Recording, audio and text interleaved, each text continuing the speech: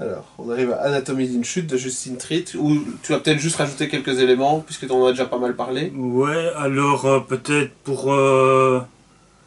Peut-être qu'elle fait juste le début d'histoire.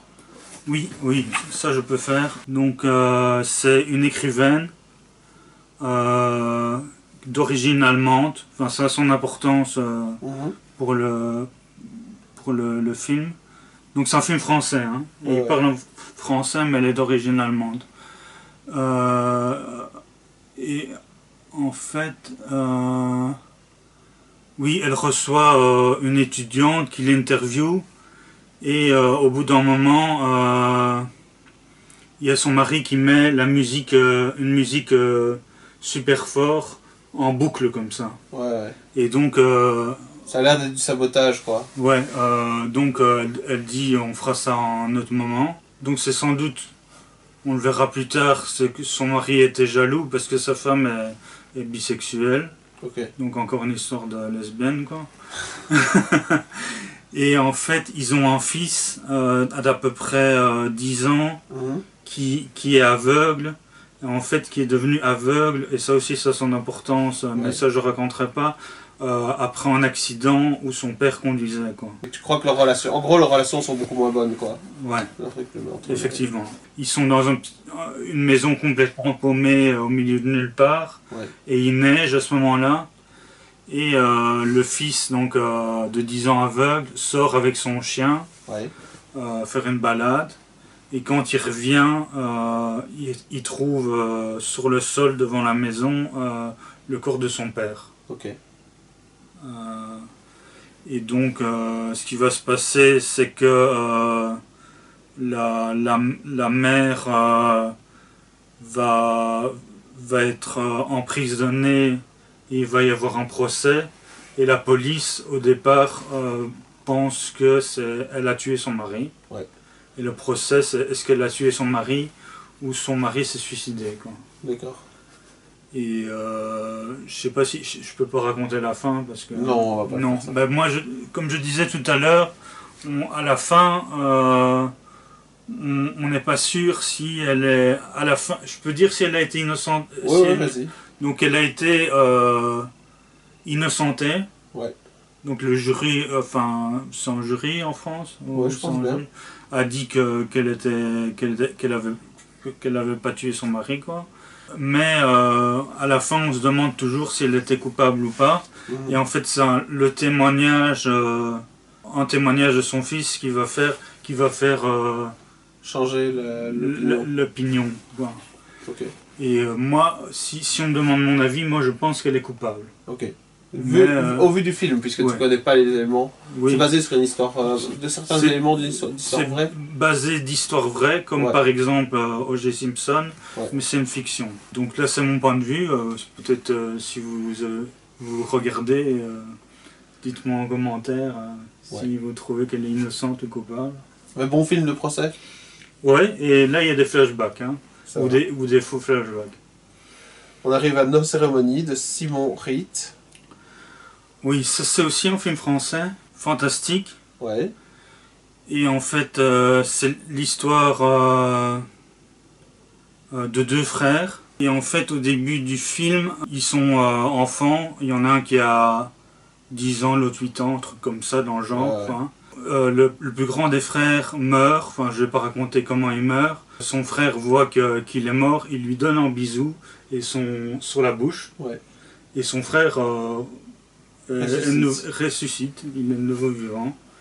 On les retrouve après 10 ans plus tard, où ils viennent d'avoir fini le secondaire, quoi. T'imagines bien qu'ils ont réessayé ça, quoi.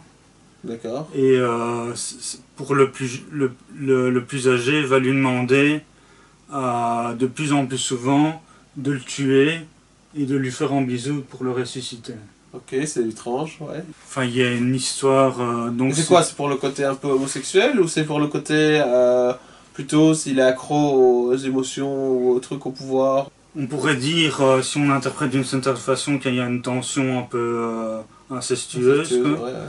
Mais en fait, il couche avec des filles. C'est un peu un film, c'est un peu trash en fait. Mhm. Et mais je vais pas raconter tout C'est le quoi, c'est film. un peu c'est comparable à Gaspard Noé, c'est-à-dire c'est un film de genre, mais il y a un côté non-jugement de ce qui se passe, ou est-ce que c'est leur point de vue à eux, ou est-ce que c'est montré quand même qu'il y a des trucs vraiment bizarres,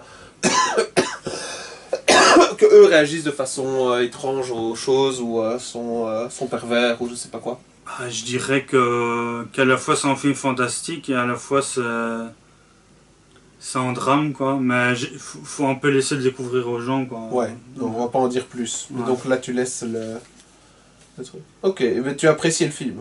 Oui. J'ai trouvé que c'était plutôt original. Ben, on arrive alors à Asteroid City de Wes Anderson. Je trouve que Wes Anderson est plus intellectuel avec ses films, ses derniers films. Ouais. Et c'est plus des films de groupe, alors qu'il a plutôt commencé avec des comédies comme La famille Tannenbaum. Ouais, ce que j'ai vu partiellement, et alors ce Le que Grand j'ai beaucoup- Budapest le Grand Hotel. Budapest Hotel que j'ai beaucoup aimé. Ouais, ben là, l'histoire, c'est quoi Asteroid City, c'est une ville où en fait il y a eu, je crois, une météorite qui est arrivée sur cette ville. Mhm. Et en fait, ça se passe en week-end où il y a un espèce de concours, soit entre enfants ou adultes, sur les astéroïdes, quoi. Un Ouais. peu pour commémorer qu'il y a eu cette météorite dans la ville, quoi. Ok.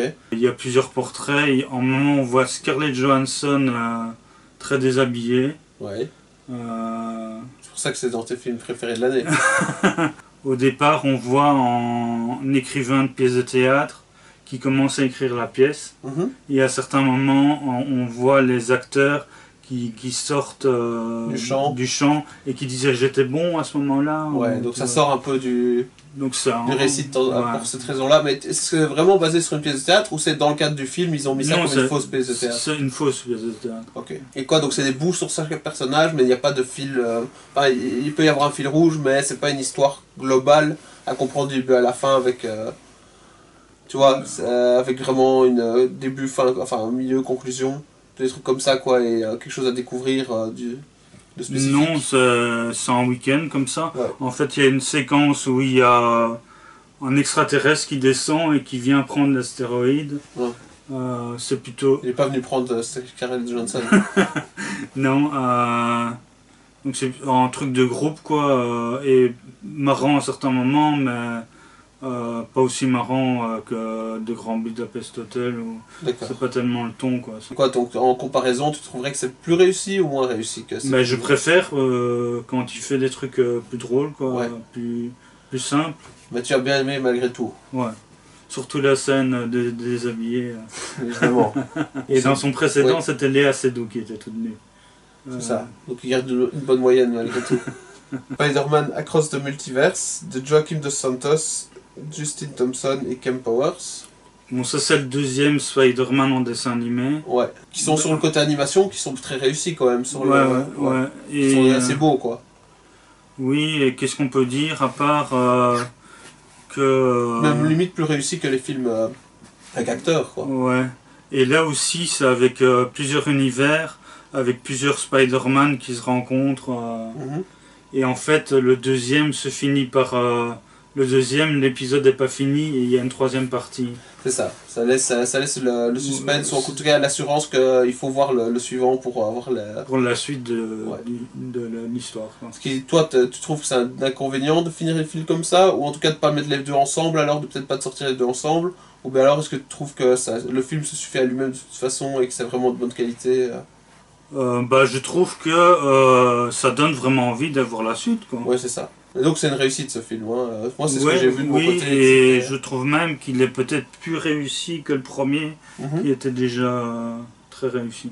D'accord. Heroic de Lucie Adzilalovic, dont on a déjà vu un film. Hein. C'est On bien a vu un elle. film ensemble, Évolution. Évolution, c'est ça.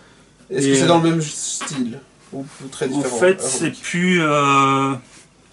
c'est aussi fantastique, mais c'est plus difficile à comprendre. Quoi. Ok. Et en fait, on se demande, quand on voit, qu'est-ce qui est réel et ce qui l'est pas. Moi j'ai peut-être l'impression que carrément tout est fantasmé, quoi, tout le film. C'est comme ça que j'ai interprété. Et donc en fait c'est d'après un bouquin qui paraît-il n'a pas été pas complètement fidèle. C'est un espèce de majordome dans une maison qui s'occupe d'une petite fille, genre 10 ans, qui en fait n'est jamais sortie de chez elle. Il est parfois au téléphone à dire oh oui, elle mange bien, vous savez déjà quand je peux l'amener chez vous. Il n'y a pas vraiment d'histoire en fait. Ok. C'est vraiment un film, c'est le côté artistique mais décousu quoi, et tu dois aller interpréter ça à ta manière pour essayer de ramener ça à un récit suivi et tout ça. Déjà, Évolution n'était pas si facile à comprendre. Non, Évolution pas du tout. C'était déjà très... on montre, mais on n'explique pas. Et il y avait ce côté-là, mais on arrivait quand même à déduire des choses et à se... Mais le but du film n'était pas d'être simple, effectivement, et d'être compris. Airwick est encore plus difficile à comprendre. Mais je trouve que, en tout cas, visuellement, c'est réussi. Ouais, c'est un espèce de rêve ou de cauchemar pour certains, sinon pas aimé. Tiens, à propos, je déraille un peu, mais on a parlé de David Fincher, de Fight Club. Et toi, tu dis ici, le film, c'est peut-être un fantasme complet, ou de choses comme ça.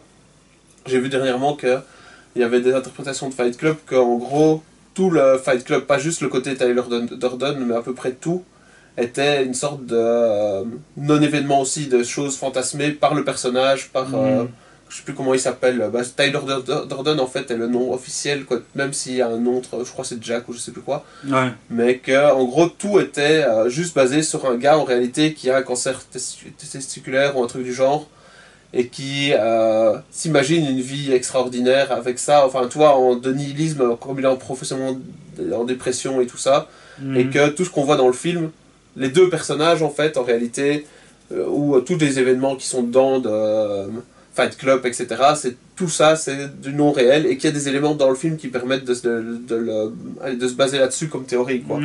Donc que peut-être que le propos de David Fincher c'était pas le propos du livre qui est différent, mais que le propos du film, de l'interprétation du film de David Fincher serait de laisser suggérer qu'en fait tout le film est fantasmé par le personnage qui est dans sa vie, où il se fait chier, quoi. Ouais, bah là j'ai deux trucs à dire. En fait, quand c'est sorti, il y en avait déjà qui disaient que le personnage de Marla, en fait, ça était aussi fictionnel. Et deuxième chose, parce que j'ai lu des interviews de David Fincher quand il est sorti de Killer, il disait que pour lui Fight Club était une comédie et que il n'aimait plus le film, quoi. Et donc ça supporterait un peu cette théorie, quoi, que tout serait un fantasme, et donc on peut le prendre comme une comédie parce que c'est pas à prendre au sérieux tel qu'il est montré, quoi. Ok, d'accord. Dernière nuit à Milan d'Andrea Di Stefano. Ah oui, ça c'est un film italien, comme Milan, tu t'en doutes peut-être un peu. C'est l'histoire d'un flic qui a quelques jours de la retraite. C'est pas du tout en ripou, c'est plutôt quelqu'un d'honnête, à part que en plus de son boulot de flic, il s'occupe de temps en temps pour de l'argent de conduire où il le demande, quelqu'un qui est de la famille de sa femme. Et un jour, en s'occupant de ce type-là, il sauve la vie d'un chinois, ou en tout cas un businessman chinois qui allait mourir. Et en fait, pour le remercier, il lui dit quand vous allez travailler pour moi. C'est vraiment le remercier ou c'est une arnaque, quoi? C'est pour le remercier parce que ça coûte. En fait, il a un salaire mirobolant pour juste transporter quelqu'un, quoi. Et en fait, ça va pas se passer comme c'était prévu. Nous, ça je raconte plus peut-être. Mais donc quoi, c'est plus un film policier, dramatique, ou c'est... quel est le genre du récit, quoi? C'est action? En tout cas, pendant le film, t'es pris par le suspense, tu te demandes ce qui va se passer, quoi. Comment il va... Enfin, on s'en doute déjà, il va pas s'en sortir, quoi. Et tu te demandes chaque fois qu'est-ce qu'il va faire pour se sortir de cette situation-là, quoi. Ça dégénère assez vite, et après ça, ça lutte se débrouiller, quoi.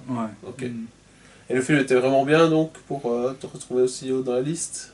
Oui, mais enfin, moi j'ai beaucoup aimé, quoi. C'est son deuxième film. J'avais pas vu son premier, c'était un film avec Benicio del Toro. Ouais. Sur Escobar, je pense. Ok. Et l'acteur principal est un acteur italien très populaire en Italie, mais pas du tout connu dans le reste du monde. C'est pas Tony Servillo, hein, parce que lui on le connaît bien, qui était dans La Grande Bellezza. Ouais. On le compare un peu à un Lino Ventura italien ou quelque chose comme ça.